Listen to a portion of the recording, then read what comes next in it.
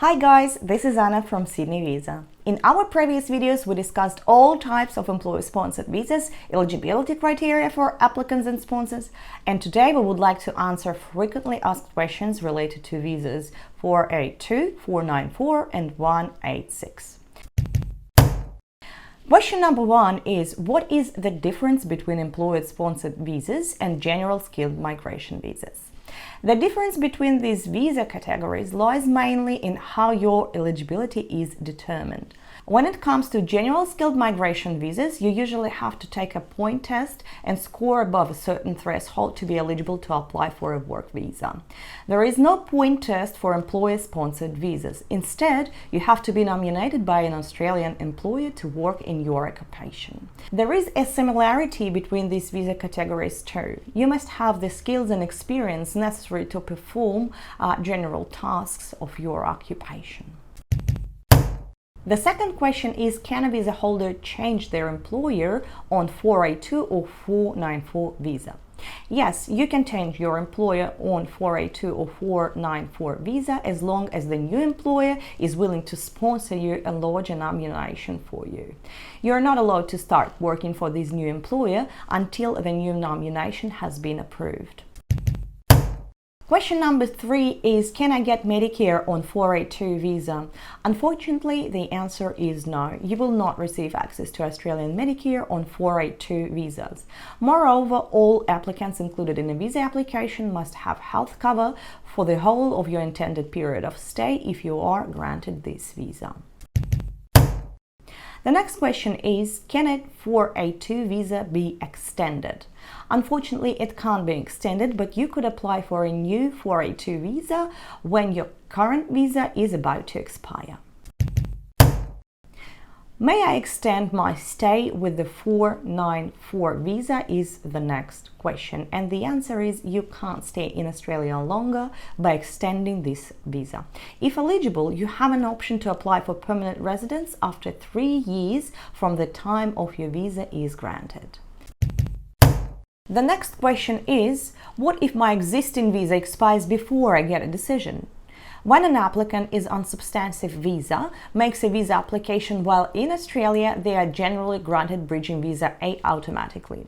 This visa allows them to remain in Australia while a decision is made on their application, regardless of how long it takes. Bridging visa doesn't come into effect until the existing substantive visa expires. When an applicant lodges their application, they should receive a bridging visa grant via email. But what if you need to travel overseas during their processing? If an applicant wants to travel while their application is being processed and their bridging visa A is in effect, they will need to apply for bridging visa B. A bridging visa B application can be made via email account. Applicants should allow at least 2 weeks for the application to be processed. Our team can help you to prepare and lodge this application as well. Question number 7 is, can my spouse work on 482 or 494 visa? Yes, of course. The spouse or partner of a person with 482 visa is allowed to work and study in Australia if they are included in your visa application. The next question is, what will the 482 and 494 visa validity be for family members? The visa will be granted for the same period as the primary visa holder. Question number 9. Is a 482 visa holder a resident for tax purposes? A 482 visa holder can be either a resident or non-resident of Australia for tax purposes. You will be a resident for tax purposes if you reside in Australia, meaning you stay here permanently. You have a place you consider to be your permanent home, or you spend over half of the year, not less than 183 days, in Australia. Question number 10. What should I do if I get a new passport after my 482, 186 or 494 visa was granted? You should update your passport details with the Department of Home Affairs as soon as you can. If your visa is attached to your old passport details, you might have some problems traveling. Passport details can be updated online via your email account, both before and after the grant of the visa. However, you can also use Form 929 to update your details. And the question number 11 is, can I change my occupation while on 482 or 494 visa? The condition that applied to your 482 visa means that you must work in the nominated occupation. If you want to change your role or your employer wants you to change your role, a new nomination and visa application need to be approved before you proceed. Question number 12. What if I cease employment with my sponsor while on 482 or 494 visa? If you cease your employment with your sponsor, you have the following option. Find a new sponsor and lodge a nomination to change your employer within 60 days, or unfortunately depart Australia within 60 days if you won't be able to find a new sponsor. Question number 13. I am a holder of a subclass 482 visa in medium-term stream.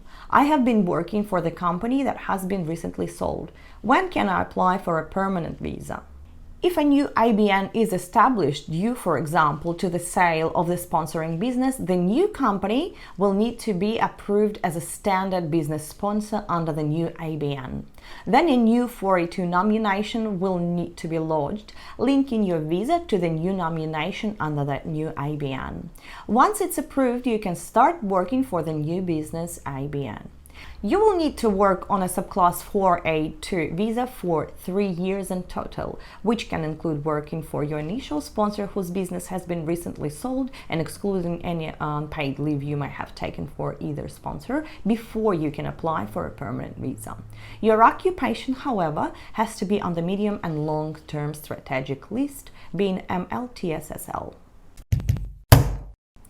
Question number 14. What are the regional areas in Australia for 494 visas? Majority of Australia is considered a regional area in terms of visa requirements, except for the major cities such as Sydney, Melbourne and Brisbane. Question number 15. Can applicants for 482, 494 and 186 visa use skills assessment done for 485 visa for the purposes of this visa application? No, skills assessment obtained for a subclass 485 visa will not be accepted, as these types of skills assessment are not considered full skills assessment for permanent skilled migration purposes. Question number 16. I have had a baby in Australia as a 482 or 494 visa holder. What visa will they hold? Your baby will be deemed to hold a 482 or 494 visa if you are a 482 or 494 visa holder. However, there is an administrative process to make sure the visa details are in the system. In this case, your baby is not an Australian citizen or a permanent resident. Question number 17. What if I fall pregnant after my application for 186 visa is lodged? If you have a permanent visa application lodged and you or your family member fall pregnant, the application can certainly proceed. Let's have a look at different situations that might happen. Situation number 1. If your visa is still lodged and health examination has been completed and the baby was born before the visa grant.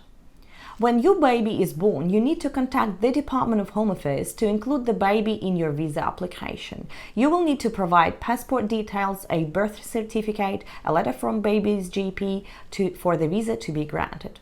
A health check does not have to be completed until the baby is 6 months old. Situation number 2, if the visa is approved and your baby is born in Australia. A baby born in Australia is automatically an Australian citizen if at least one of parents was an Australian citizen or permanent resident at the time of birth. Your baby must also be a citizen of your home country and have dual citizenship. And situation number 3 is if your visa is still lodged and health examination has not been completed and you are pregnant. Basically, in this situation, the applicant will need to complete the medical examination for the application, but will not be able to complete the chest X-ray due to potential risks to the baby. Depending on the passport held by the applicant, the visa may be granted without the chest X-ray or be granted with the health undertaking to complete the X-ray after the grant of the visa. The visa decision may also be deferred until the X-ray can be completed after the baby is born, and then the baby will be included in the application prior to the visa grant.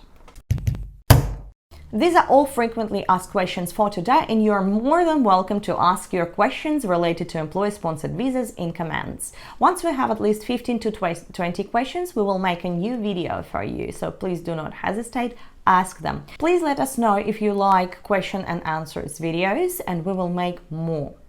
If you have any questions and that can't wait and your situation is urgent, please contact one of our migration agents via email and we will be happy to assist you.